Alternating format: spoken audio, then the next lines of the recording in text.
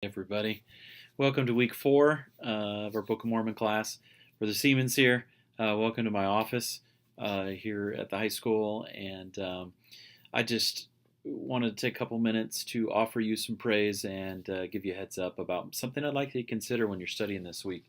But so impressed, so very impressed with your class that I mentioned early on that we as a discussion board that you were so interested in each other and so supportive, and you jumped in there, and so many of you were trying to get to know each other better and share.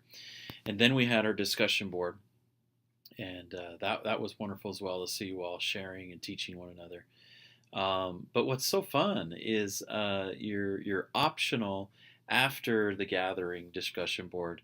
I haven't had a class that's done that at all in a long time, and you've dove in and you've done that, and so that's cool. So that's a general thing, but I would also like to point out is you've got to give yourself a pat on the back. I mean, you've made it through 3 weeks of college, and a lot of you haven't done college in a long time.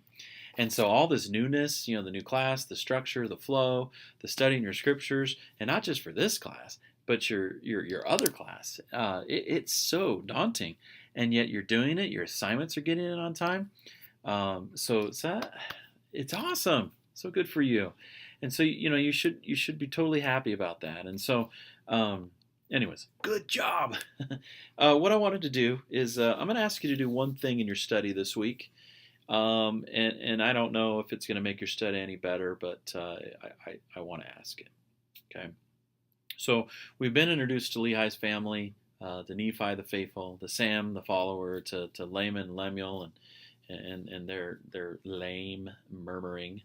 But I really want you to consider what does Nephi know? What makes him tick? What experiences have he had? What knowledge does he have about God that makes him do what he does?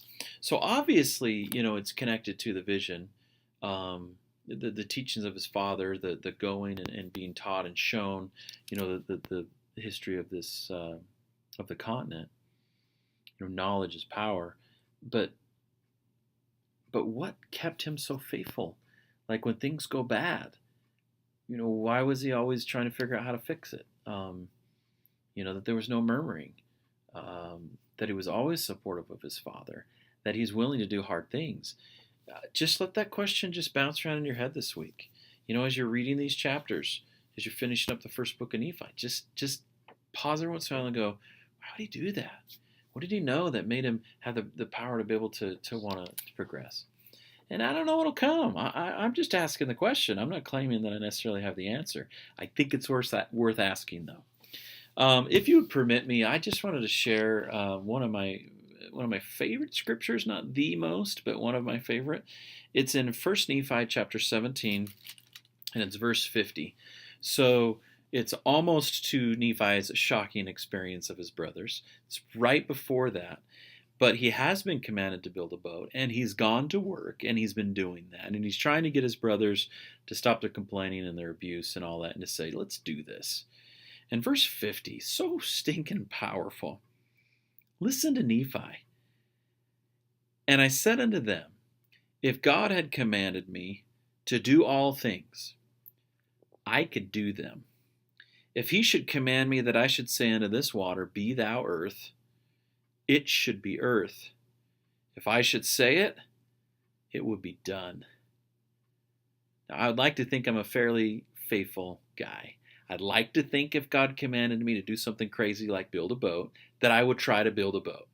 That I'd figure out the plans. I'd seek revelation. I would really, really try that, right?